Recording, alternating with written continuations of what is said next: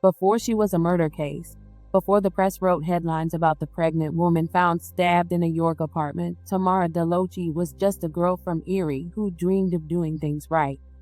She had been adopted as a child and taken away from her biological family, moved to York, and raised away from the woman who gave her life. That early separation carved a wound in her that never closed. She grew up knowing what it felt like to be taken, to be removed, to be placed in someone else's arms and told this is your new life. So when Tamara became a mother herself, she swore that no one, not the state, not the system, and certainly not some bitter ex, would take her child from her. But that's exactly what happened. Welcome to the American Crime Femicide channel. Please like, share, subscribe, and hit the notification bell for future uploads.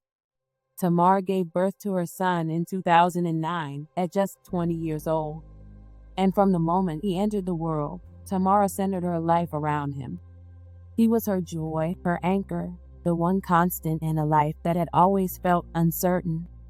But unfortunately, the man who fathered him, Terence Brabham, saw that child not as a gift, but as a tool. A tool to avoid child support, a tool to manipulate Tamara. A tool to get his way. Just a few months after their son was born, Terence filed for joint custody. Not because he wanted to step up. Not because he cared deeply about co-parenting. But because he knew filing for custody would get him out of pain. Tamara saw it for what it was. She told her family. She told the courts. But it didn't matter. He was just clean-cut enough, just sober enough, just smooth enough to get what he wanted. And the judge gave him joint custody, naming Tamara the primary caretaker. For a while, they tried to live together again, maybe for the child. Maybe because Tamara still believed they could make something work, but the arrangement didn't last.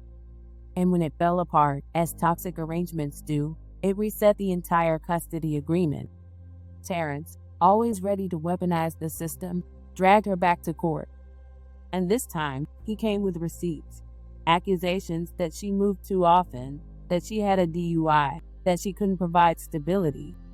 He said all the right things in court. She was irresponsible. She was emotional. She wasn't safe. What he didn't say, but what Tamara told her family in private, was that outside the courtroom, Terence was using their son as leverage to gain access to her body. If she wanted to see her son, she had to let Terence have sex with her. And she did, because what choice did she have? She didn't have money for lawyers. She didn't have a support system. She had her love for her child, and Terence used it against her again and again. The court didn't want to hear that. It never does. The family court system isn't built to recognize the nuance of coercion, or the way a man can be both an involved father on paper and a manipulative abuser behind closed doors. Terence cleaned up well. He presented well, and Tamara, like too many mothers, came in battered by the very circumstances the court had allowed to flourish. She was argumentative. She was unstable. She had a record. The court didn't see the years of gaslighting, the emotional exhaustion, the sexual coercion. It saw a problem woman. So it did what courts do to women who speak too loudly and suffer too visibly. It punished her. That's when the spiral began. Tamara lost primary custody. Her time with her son was reduced to supervised visits. Her every attempt to challenge it was met with more hoops to jump through. Parenting classes, evaluations, money she didn't have. Her criminal record began to pile up. 2 DUIs, a theft charge, a felony for giving false information on a gun application.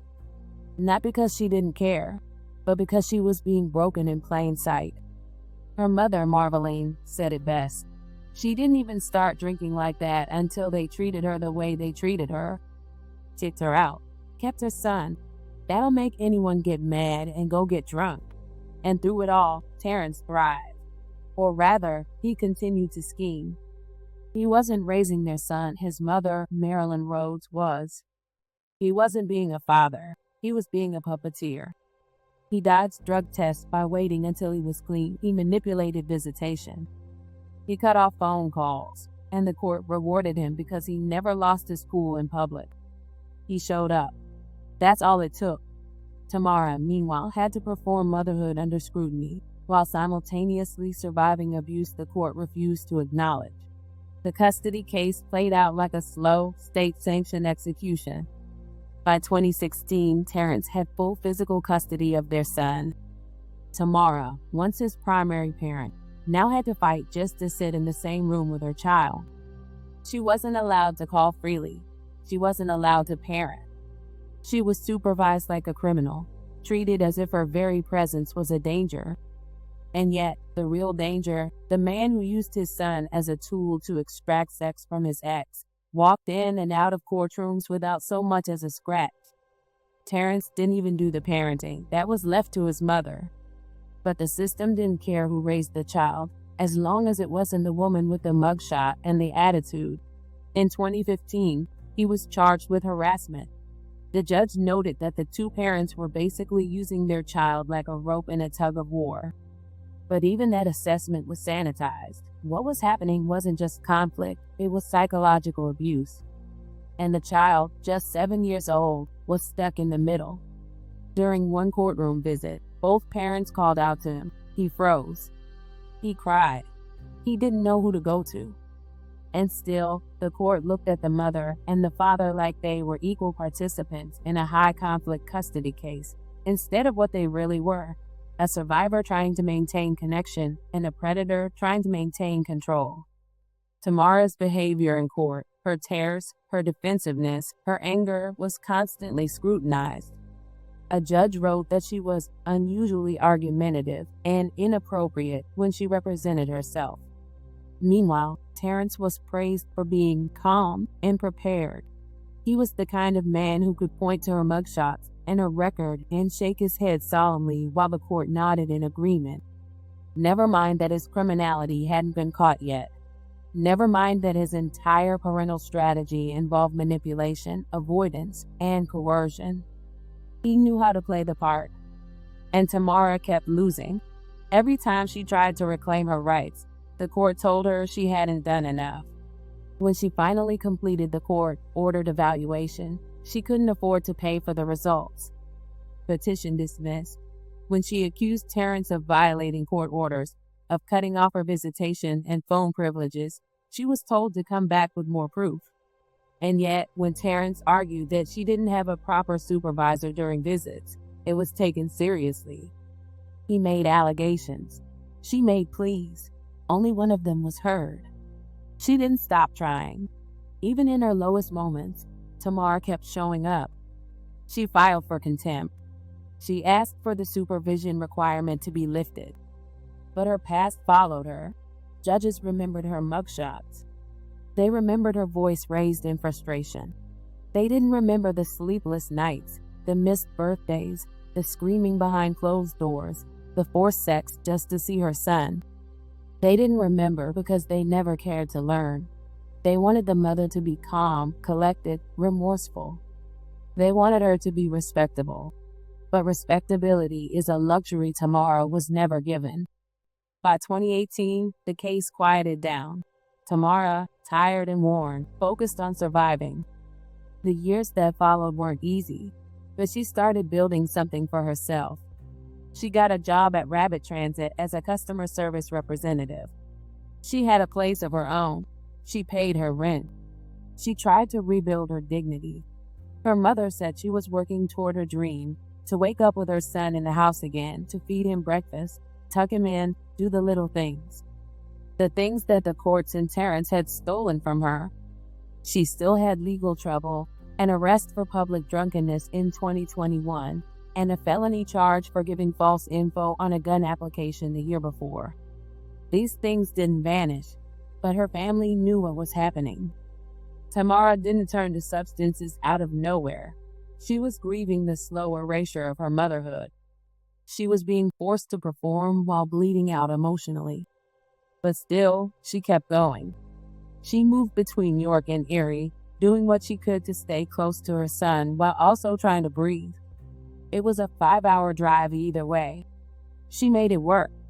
Because even when the system gave up on her, Tamara never gave up on herself.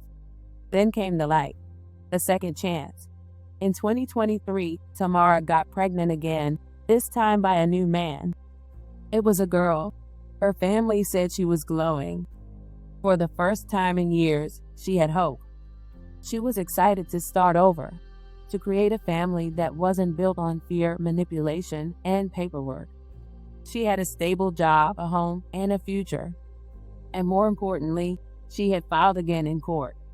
On May 6, 2023, Tamara submitted a petition to modify the custody order. She was trying, again, to regain time with her son. All the conditions the court had once demanded, employment, housing, stability, she had them. Her baby girl was due soon. She was planning a new life, and Terence saw it all slipping away. Terence had always thrived in the dark, behind closed doors, behind courtroom respectability, behind the veil of just trying to be a father. But in May 2023, he saw that veil slipping. Tamara had filed to regain custody.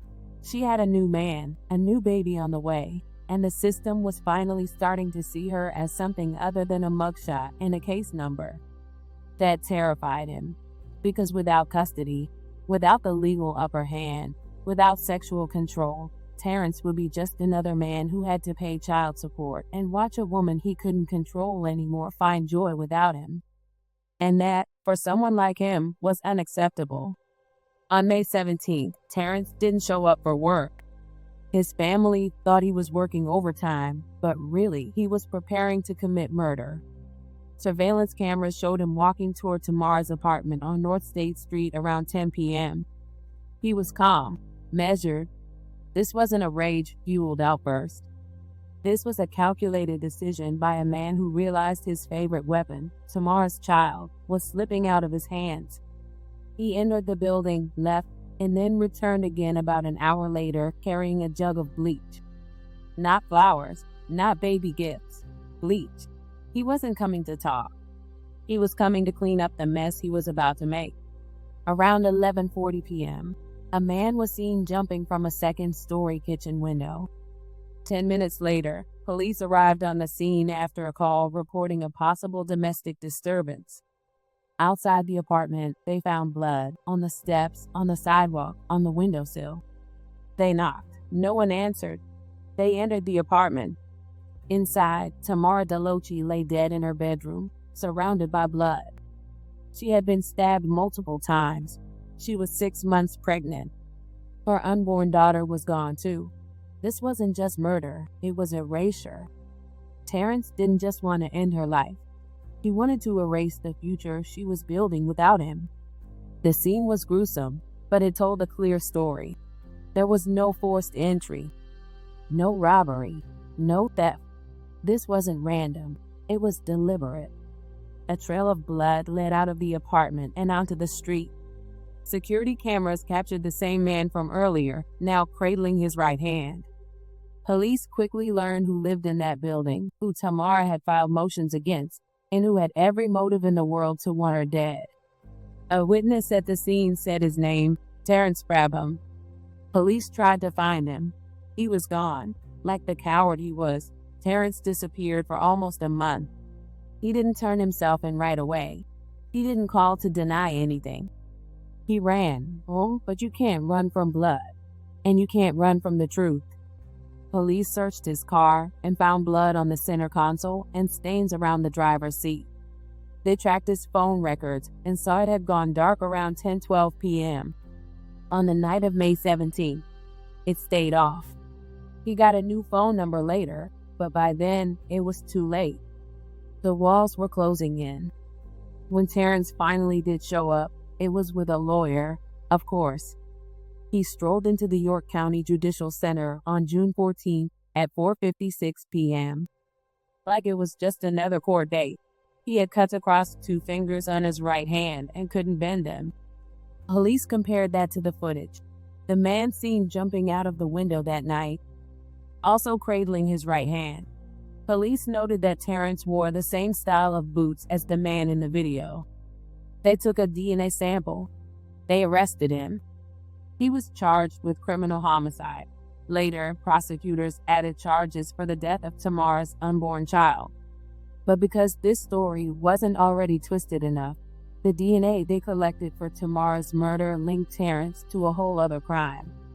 A cold case from 2015, back when Terence was still dragging Tamara through court, demanding sex in exchange for access to their son. He apparently also robbed the Gabriel Brothers department store. Surveillance footage from that robbery showed a man with a bandana over his face entering a second-floor break room and holding 2 employees at gunpoint. He demanded they call the manager. When the manager arrived, the man pointed the gun at his head and forced him to open a safe. He fled with nearly $1,600 in cash and an employee's phone, but he dropped the bandana.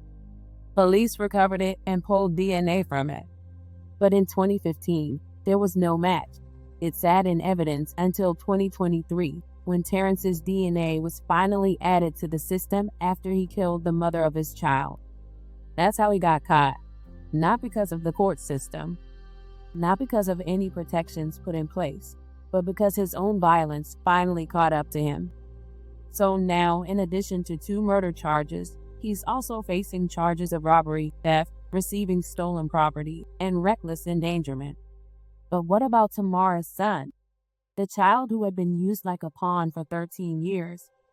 You might think after the mother was murdered and the father was jailed, the court would finally get it right and place the boy with Tamara's family.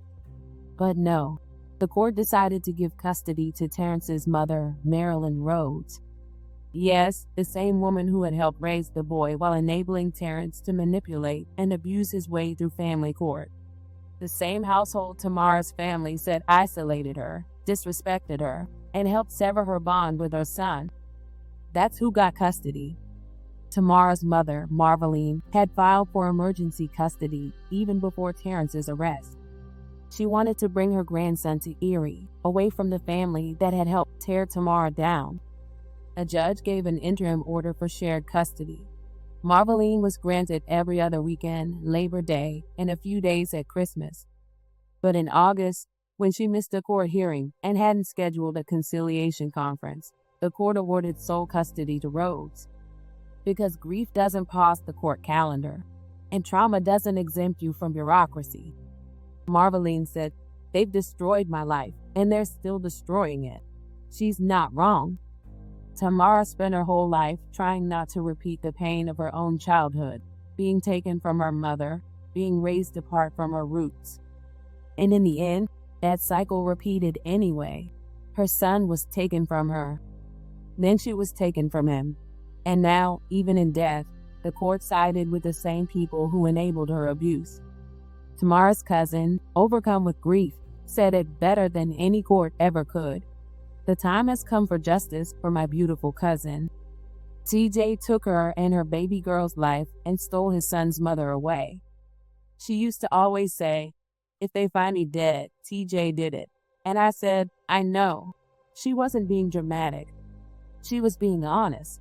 A parent who really loves their child," the cousin wrote, "wouldn't take both parents away from them." But Terence wasn't a parent. He was a manipulator, a predator, a man who used fatherhood as a mask. Tamara didn't just die. She was hunted. She was cornered. She was extinguished by a man who had every opportunity to be stopped but never was. Now there's no murder weapon that can undo the silence that allowed this to happen. No bleach jug can clean the blood off the hands of every institution that failed her. Tamara didn't just fall through the cracks. She was shoved, choked, and bled out beneath them. She tried everything. She filed motions. She begged judges. She pulled herself together again and again. And just when she found her joy again, when she was about to give birth to a daughter and reclaim her son, Terence made sure that joy died with her. She had already warned her cousin, "If they find me dead, TJ did it." That wasn't fear talking. That was clarity. The courts had watched her get picked apart, had labeled her unstable while handing over her son to the man who was extorting sex from her. They gave Terence power, then stood back while he used it like a blade. The same judge who called her argumentative now has her murder tied to a docket number and a press release. Tamara wasn't perfect, but she was consistent. She never stopped fighting for her son. She never stopped trying to be whole again. She deserved a medal for surviving a man who turned visitation into blackmail and courtrooms into battlegrounds. Instead, she got a body bag and a bleach-soaked apartment. And somehow, the people who helped isolate her now have custody of her child. The irony is grotesque. May Tamarra Deloache and her unborn daughter rest in peace. And may every mother in a courtroom, pleading to be believed, know that she is not alone, and that being failed by the system doesn't make her broken. It makes the system guilty.